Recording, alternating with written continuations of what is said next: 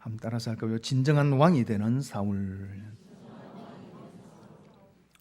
계속해서 사울이 왕으로 세움받는 일들에 대해서 말씀을 드리고 있습니다. 사울이 왕이 되는 과정 속에서 처음 말씀드린 것이 왕이 되어가는 사울, 그런 제목으로 말씀을 드렸습니다. 이스라엘 백성들이 이방 나라와 같이 하나님께 왕을 요구했고, 하나님께서는 그들의 동기가 불신앙적이었음에도 불구하고 허락하여 왕을 세워주시는데 그가 사울입니다. 그런데 사울 스스로도 자신이 하나님께서 왕으로 부르셨다라고 하는 사실을 확신하지 못했습니다. 그리고 이스라엘 백성들도 베냐민 출신인 사울이 왕이 된다는 것을 잘 받아들이지 못합니다. 이런 상황에서 하나님께서는 사울에게는 여러 가지 예언이 성취되는 것을 통해서 하나님께서 나를 부르셨다라고 하는 강한 확신을 갖게 합니다. 그리고 또 말씀을 드렸던 제목이 왕으로 세움 받는 사울, 이런 제목으로 말씀을 드렸습니다. 베냐민 출신 사울이 왕이 된다는 사실을 받아들이지 못하는 이스라엘 백성들에게 하나님께서는 제비 뽑기에서 사울이 뽑히는 것을 통해서 그가 하나님께서 세우신 왕이라는 것을 공개적으로 이제는 온 백성들 앞에서 그것을 드러내고 보여주십니다. 그리고 오늘 진정한 왕이 되는 사울, 이런 제목으로 말씀을 드립니다.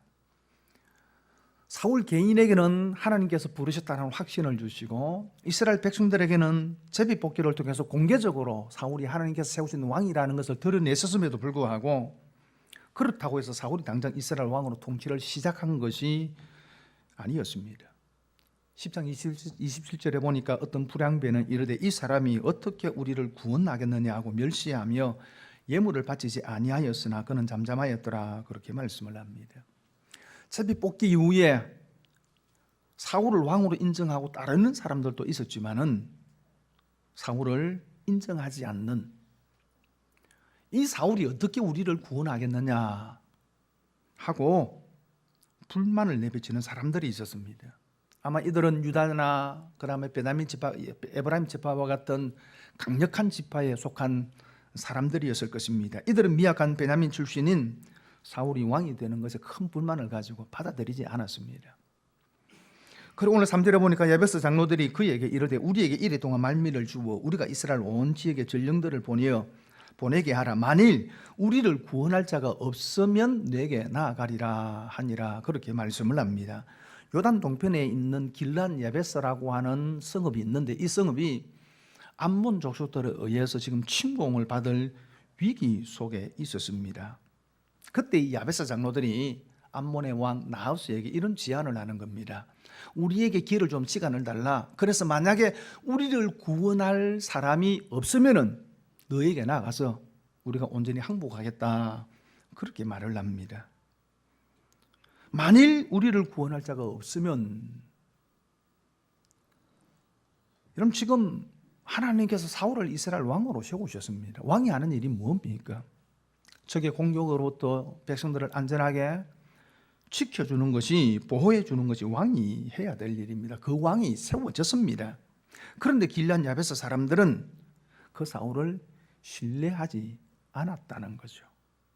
그래서 만일 우리를 구원할 사람이 없으면 그 사울이 우리를 구원할 것을 그렇게 크게 기대하지 않는다는 것입니다. 그리고 5절에 보니까 마침 사울이 밭에서 소를 몰고 오다가 이르되 백성이 무슨 일로 우느냐 하니 그들이 야베스 사람의 말을 전하니라. 그런데 그때 사울이 밭에서 소를 몰고 오다가 그렇게 말씀을 합니다. 사울은 왕으로 선출되었으나 아직 집에서 농사를 짓고 있습니다. 왜 그렇습니까? 사울 스스로가 아직 왕이 어떤 일을 해야 되는지 사실 잘 모르고 있었습니다. 그러니 여전히 집으로 돌아가서 농사를 짓고 있는 겁니다. 이런 상황에서 오늘 11장은 어떻게 사울이 진정한 왕으로 거듭나게 되는가 하는 것을 설명해 주고 있습니다. 몇 가지 살펴볼 내용은 첫째는 따라 할까요? 위기에서 진가가 드러난다. 1절 말씀 함께 읽겠습니다. 시작. 암몬 사람 나하스가 올라와서 길르앗 야베스에 맞서 진침해 야베스 모든 사람인들이 나하스에게 이르되 우리와 언약하자 그리하면 우리가 너를 섬기리라 하니 그렇게 말씀을 합니다. 이스라엘 백성들이 가나안 땅을 정복을 하고 가나안 땅을 12지파에게 하나님께서 분배를 해 주시는데 루벤, 갓 지파 두 지파와 그리고 므낫세 지파의 2분의 1 되는 사람들이 모세에게 이런 요구를 하죠. 우리에게는 요단 동편 땅을 주십시오. 요단 동편 땅은 목축을 하기 아주 좋은 초목이 무성하고 물이 풍부한 그런 지역입니다. 조금 고지대이지만 넓은 평지가 있는 그런 땅이기 때문에 이 두 지파와 한 지파 반의 사람들이 그 땅을 우리에게 주십시오라고 요구를 하죠. 하나님께서는 그들의 요구를 허락을 하고 그들이 요단 동편 땅에 거주하게 되어집니다. 그런데 그 땅에는 한 가지 문제가 있었습니다. 암몬 사람들과 경계를 두고 있었기 때문에 그 땅을 탐내는 암몬 사람들과 자주 영토 분쟁이 일어났습니다. 사사기에도 보면은 그런 영토 분쟁이 한번 일어났는데 이제 사울이 왕으로 세움 받을 그 시기에 암몬의 왕 나하스가 군대를 이끌고 길르앗 야베스라고 하는 므낫세 사람들이 자리를 잡고 있는 성읍 맞은편에 진을 치고 침공하려고 군사적인 위협을 가했습니다. 그러자 이 야베스 사람들이 나하스에게 이렇게 이야기합니다. 우리와 언약하자. 그리하면 우리가 너를 섬기리라. 그렇게 제안을 합니다. 여기서 언약이라는 것은 종주권 조약으로서 약한 나라가 강한 나라와 조약을 맺어서 평상시에는 조공을 바치고 강한 나라가 적의 공격을 받으면 군대를 일으켜서 그 강한 나라를 도와주는 대단히 불평등한 조약입니다.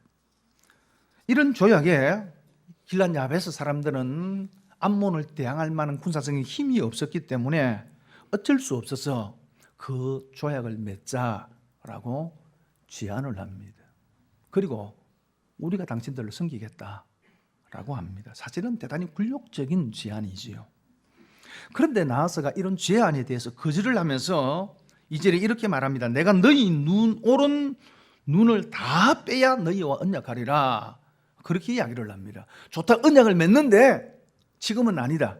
내가 너희의 모든 오른쪽 눈을 다 빼고 난 뒤에야 그때 가서 조약을 맺겠다라고 이렇게 이야기를 합니다. 오른쪽은 능력과 의로움, 하나님의 축복을 상징합니다. 그 오른 눈을 뽑겠다는 것입니다. 유대 역사가 요세푸스는 이 부분에서 이런 설명을 합니다. 왼쪽 눈은 방패로 가리워지기 때문에 오른쪽 눈을 빼는 것은 병사에게 있어서 전투력을 상실시키는 것이다. 대부분이 오른손잡이죠. 그렇기 때문에 전쟁을 할 때 왼손으로 방패를 잡고 오른손으로 칼을 들고 전쟁을 합니다. 왼손으로 방패를 잡고 자기를 가리울 때에는 왼눈은 가리워지지만은 오른눈으로 상대를 보고 대항을 합니다. 그렇기 때문에 오른눈을 뽑는다는 것은 더 이상 싸울 수 없는 상황이 된다는 것을 의미합니다. 결국 오른쪽 눈을 뽑겠다는 것은 왼쪽 눈은 성하기 때문에 농사를 지어서 조공을 바치고 오른쪽 눈이 없기에 전쟁을 할 수 없는 그런 무력한 집단으로 만들어 버리겠다는 겁니다. 대단히 모욕적인 말이지요. 이런 야베스 나하스의 말에 야베스의 장로들이 이런 제안을 한 겁니다. 3절에 야베스 장로들이 그에게 이르되 우리에게 이래 동안 말미를 주어 우리가 이스라엘 온 지역의 전령들을 보내게 하라. 만일 우리를 구원할 자가 없으면 내게 나아가리라 하니라. 야베스가 7일 시간을 달라는 것입니다. 그런데 나하스가 흔쾌히 허락을 합니다. 사실은 암몬이 가지고 있는 군사력으로 지금 당장 공격에 들어가면은 길르앗 야베스는 여지없이 속수무책으로 당할 수밖에 없습니다. 그럼에도 불구하고 나하스가 7일의 시간을 줍니다. 왜 그랬을까요? 나하스의 자신감입니다. 너희들한테는 7일 아닌 한 달이라도 시간을 줄 수 있다. 한 달 시간을 줘도 너희들은 우리를 대항할 만한 힘을 갖지 못하게 될 것이라고 하는 자신감입니다. 이걸 다르게 이야기하면은 그만큼 이스라엘은 약했다는 것입니다. 이스라엘에게 큰 위기가 찾아왔습니다. 그런데 이 위기가 사울에게는 기회였습니다. 사울이 왕으로서의 자질을 백성들 앞에서 드러낼 기회였습니다. 이스라엘 백성 전체 이스라엘 백성들 앞에서 자신이 어떤 인물인가를 증명해 보일 수 있는 기회였습니다. 여러분, 별은 밤이 되어야 빛을 발할 수 있습니다. 그렇다고 낮에는 별이 없는 것입니까? 아니죠. 강한 태양의 빛에 그 별빛이 가리워지는 것뿐입니다. 그러나 밤이 되면 수많은 별빛이 하늘에 밤하늘을 수놓게 되어집니다. 위기 속에서 한 사람의 신앙이 드러나고 위기 속에서 그 사람이 어떤 사람인지 사람됨이 드러납니다. 여러분, 다니엘의 믿음과 신앙이 가장 아름답게 빛났을 때가 언제입니까? 위기 때입니다. 다니엘서 6장 10절에 보니까 다니엘이 이 조서의 왕의 도장이 찍힌 것을 알고도 자기 집에 돌아가서는 윗방에 올라가 예루살렘문에 향한 창문을 열고 전에 하던 대로 하루 3번씩 무릎을 꿇고 기도하며 그의 하나님께 감사하였더라. 바벨론에서 총리를 지냈던 다니엘이 바벨론이 망하고 페르사가 세상의 주인이 되었는데 여전히 총리로 중용이 되어집니다. 그러니 페르시아의 신하들, 페르시아의 공신들의 눈에는 다니엘은 눈에 가시였습니다. 어떻게 하면 저 다니엘을 끌어내릴까? 그래서 그들 모두가 힘을 합쳐서 다니엘을 뒷조사하기 시작합니다. 털어서 먼지 안 한 놈 있나? 터는 겁니다. 모든 걸 털었는데 성경이 뭐라고 이야기합니까? 아무 그릇됨도 없고 허물도 없었다, 그렇게 말합니다. 그러자 그가 이 종교, 그가 믿는 믿음을 가지고 다니엘을 올무에 잡으려 하는데, 그것은 왕에게 이런 법을 세우자는 것입니다. 왕이여, 지금 한 달 동안 왕 외에 그 어떤 사람, 어떤 신에게도 기도하는 자가 있다면 그 자를 사자굴에 던져 넣어버리십시다 라고 하는 법입니다. 황당한 법이지요. 다니엘 한 사람을 잡기 위한 법입니다. 근데 왕이 허락해서 그 법령이 선포가 되어집니다. 이제 한 달 동안에는 그 어느 누구에게도, 어떤 신에게도 기도할 수 없습니다. 다니엘이 어떻게 해야 될까요? 기도 안 하면 되죠. 한 달 못 참습니까 그거? 안 그러면 숨어서 하면 안 됩니까? 골방에 들어가서 지하에 들어가가지고 기도하면 아무도 모르는데 그렇게 기도하면 되잖아요. 그런데 그럴 수 없었습니다. 평상시 같으면 얼마든지 은밀한 곳에 가서 기도할 수 있습니다만은, 그러나 지금은 그럴 수 없습니다. 왜요? 모든 사람들이 다니엘을 주시하고 있습니다. 이 상황에서 다니엘이 어떻게 대처하는가 지켜보고 있는 것입니다. 다시 말하면은 그의 행동이 그의 신앙을 평가하는 이제는 잣대가 되어버린 겁니다. 그는 그의 행동을 통해서 믿음을 보여주어야 했고, 그가 믿는 하나님은 그런 모든 상황 가운데서도 자신을 지키시는 하나님이라고 하는 사실을 그들에게 보여주어야 했습니다.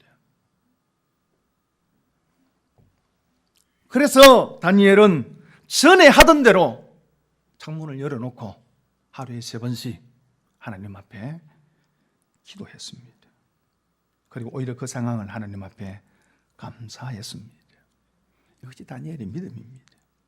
어떤 경우에도 기도를 쉬지 않고 어떤 상황 속에서도 감사하는 그 믿음이 위기 속에서 밤하늘의 별과 같이 더욱 빛이 나는 것입니다. 자동차 경주를 할 때에 직선 도로를 달릴 때에는 성능 대로 달릴 수밖에 없다고 합니다. 좋은 엔진을 가지고 있는 차가 빨리 갈 수밖에 없고, 좀 그 밑에 하위 엔진을 가지고 있으면은 결국 뒤칠 수밖에 없다는 것입니다. 그런데 이런 하위 엔진을 가진 차가 상위 엔진을 가지고 있는 차를 추월할 수 있는 기회가 온다는 겁니다. 그때가 언제일까요? 코너링을 할 때입니다. 커브를 돌 때입니다. 그때에 속도를 조금 더 내면 이탈해버리고 속도를 죽이면은 방향이 틀어지고 만다는 겁니다. 그래서 적당한 속도로 코너링을 하게 되어지면은 최적의 궤도를 확보해서 조금 성능이 떨어지는 차라 할지라도, 엔진을 가지고 있다 할지라도 좋은 엔진을 가진 차를 추월할 수 있다는 것입니다. 그 코너링, 커브를 돌 때가 위기 상황입니다. 그 상황을 잘 활용하면 앞지를 수 있다는 겁니다. 그렇듯 위기가 기회라는 것입니다. 위기 속에 신앙이 드러나고 위기 속에서 그가 어떤 사람인지가 드러난다는 것입니다. 위기를 잘 관리하는 것이 믿음입니다. 삶의 위기를 만났습니까? 어려움을 겪습니까? 그런 위기 앞에 낙심하고 절망하지 마시기를 바랍니다. 새롭게 상황을 반전할 수 있는 기회로 삼으시기를 바랍니다. 사울에게 닥친 위기는 기회였습니다. 그가 왕으로 인정받을 수 있는 더없이 좋은 기회였습니다. 그리고 두 번째는 따라서 할까요? 하나님의 영이 임해야 한다. 6절 말씀 같이 읽겠습니다. 시작. 사울이 이 말을 들을 때에 하나님의 영에게 크게 감동되매 그의 노가 크게 일어나, 그렇게 말씀을 합니다. 자, 이런 위기 속에서 길앗 야베스 장로들은 온 이스라엘 지파들에게 전령들을 보내어서 그들이 당하고 있는 위기를 알리게 되어집니다. 그 전령들이 사울이 살고 있는 기브에 도착을 합니다. 그리고 그 사실을 백성들에게 알렸습니다. 그러자 백성들이 소리 높여 울게 됩니다. 마침 사울이 밭에서 소를 몰고 오다가 이 광경을 보고 물어봅니다. 무슨 일이 일어났느냐? 그래서 백성들이, 전령들이 전해준 소식을 사울에게 이야기를 합니다. 사울이 이 말을 들을 때에 하나님이 영에게 크게 감동되매 하나님의 영이 사울에게 다시 임하신 것입니다. 하나님의 영, 성령 하나님이시죠. 하나님의 영이시면 예수 그리스도의 영이십니다. 보이지 않는 하나님의 영, 성령 하나님께서 사울에게 임하셨습니다. 그러자 그의 노가 크게 일어나 사울이 분노합니다. 오늘 이 말은 사울의 감정이 격하여져서 거친 숨을 내뿜으며 얼굴이 시뻘게 되는 것을 묘사하는 말이에요. 흔히 우리가 열받으면 이렇게 되죠. 속이 막 불구불 타오르면 얼굴이 벌겋게 달아옵니다. 그런데 사울이 이렇게 되어진 건 단순한 인간적인 감정 때문에 화를 낸 것이 아닙니다. 하나님을 향한 열심입니다. 하나님의 백성들이 이방 민족에게 그런 어려움을 겪고 있다는 사실을 들었을 때 그 하나님을 향한 열심이 그를 분노하게 한 겁니다. 의분이고 거룩한 분노입니다. 그 분노가 사울로 하여금 행동하게 합니다. 이전에 사울이 이스라엘 왕으로 제비 뽑혔을 때에 사울은 짐 보따리 사이에 숨어버렸습니다. 겸손의 모습이기도 하지만 사울의 소극적인 성향을 보여주는 겁니다. 그런데 이제 하나님의 영이 임하고 그 마음에 거룩한 분노가 일어나자 그는 행동합니다. 자신의 2마리 소를 잡아다 각을 뜨고 이스라엘 모든 지파에게 보냅니다. 이것은 2가지 의미가 있습니다. 하나는 암몬 자손의 침략에 대한 지금 사건이 얼마만큼 심각한지를 보여주는 것이고요. 2번째로는 이 사태의 해결을 위해서 이스라엘 백성들이 방관자가 되어서는 안 된다는 것입니다. 모두 일어나서 동족을 보호해야 한다는 것입니다. 그래서 전령들을 통해서 이런 말을 전하게 합니다. 누구든지 나와서 사무엘과 사울을 따르지 아니하면 그의 소돌도 이와 같이 하리라. 소돌도 이와 같이 각을 떠서 죽이겠다는 겁니다. 당시 소는 대단히 귀한 짐승이고 농경문화 속에서 사실은 소는 대단히 가치 있는 짐승이지요. 그런데 그 소를 죽이겠다는 것은 그 가정이 파산된다는 것을 의미합니다. 그러자 백성들 안에 여호와의 두려움이 임했습니다. 여기 두려움이라는 건 단순히 겁을 내는 것이 아닙니다. 하나님을 경외하는 마음을 이야기를 합니다. 하나님께서 그때 이스라엘 백성들에게 하나님을 경외하는 마음을 주시고 사울의 말에 순종하게 합니다. 그렇게 해서 모인 백성들의 숫자가 33만 명입니다. 그 군대를 이끌고 사울은 암몬 족속을 공격해서 승리를 거두게 되어지고 길앗 야베스 사람들을 구원하게 됩니다. 사랑하는 친구 여러분, 하나님의 성령의 붙들림이 있기를 바랍니다. 하나님의 영이 임해야 합니다. 성령의 붙들림을 받아야 합니다. 그러면 갈 수 없는 길을 가게 하고 할 수 없는 일을 하게 하는 것입니다. 3D 업종이 있지요. 3D, 더티, 더럽고, difficult, 힘들고, dangerous, 어렵고, 그런 일을 사람들이 대부분 회피합니다.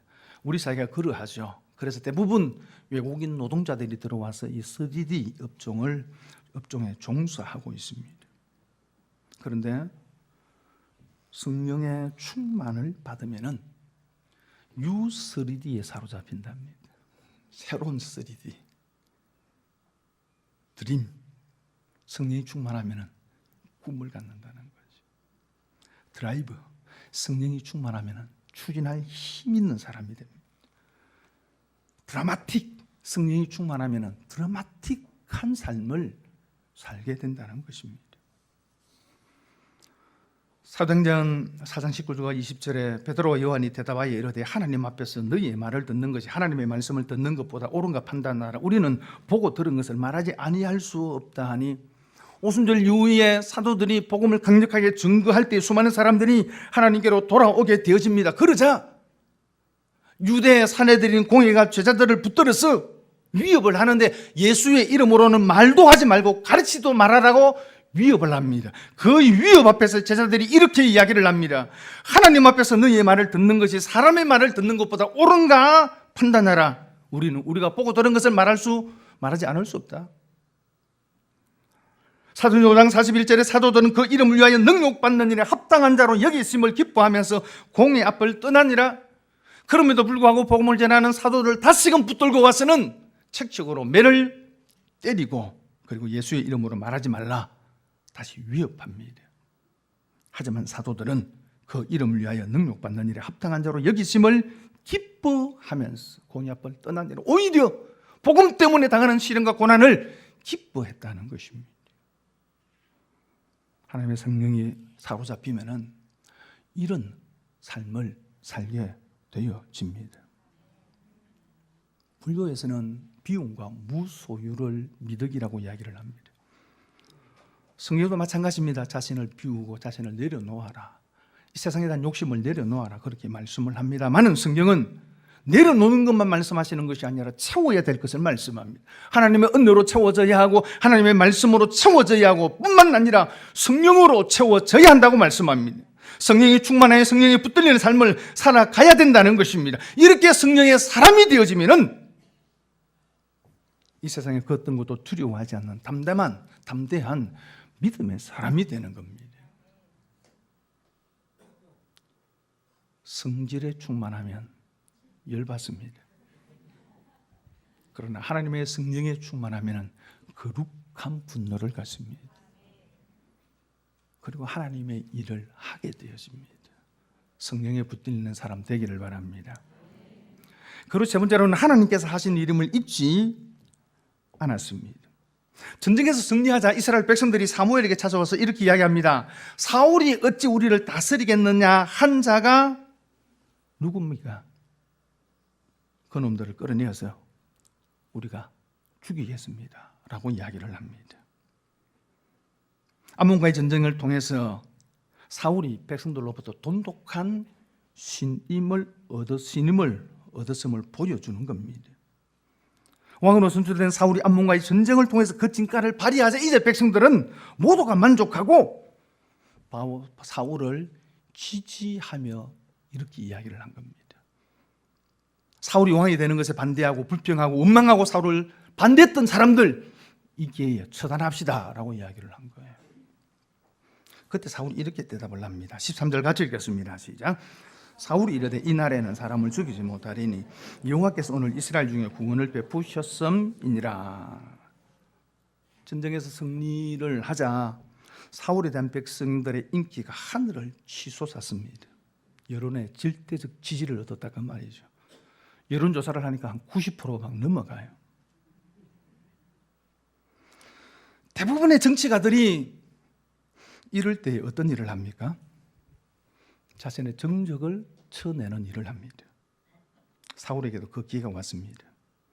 자신이 왕이 되었음에도 불구하고 사울이 어떻게 우리를 구원하겠느냐 하고 사울을 멸시하며 반대했던 사람들을 쳐낼 수 있는 기회, 힘을 얻게 되어집니다.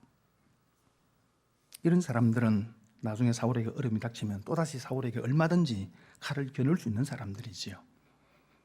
그런데 그들을 제거할 기회를 맞게 되어집니다. 그런데 사울은 그렇게 하지 않습니다. 왜 그럴까요? 오늘 이렇게 말씀하고 있죠. 여호와께서 오늘 우리에게 구원을 베푸셨음이니라. 지금의 승리가 자신의 승리가 아니라는 것입니다. 지금의 승리가 하나님께서 주신 승리이고 하나님의 승리이지 자신의 힘으로 이긴 승리가 아니라는 것입니다. 이런 하나님의 구원의 은혜에 근거해서 자신의 능력을 의심한 자들에 대해서도 사울은 관용을 베풉니다. 오늘 14절에 보니까 이렇게 말씀합니다. 사무엘이 백성에게 이르되 오라 우리가 길갈로 가서 나라를 새롭게 하자. 사울이 왕으로 세워지지만 아직 통치도 제대로 해보지 않았습니다. 그런데 무슨 나라를 새롭게 한다는 말입니까? 오늘 이 말씀은 이제 지금까지 지파 중심으로 모여왔던 사사시대를 접고 이제는 이제 왕정 체제가 이제 새롭게 출발하게 되어지는데 그 사울의 왕권을 새롭게 하자는 것입니다. 뭡니까?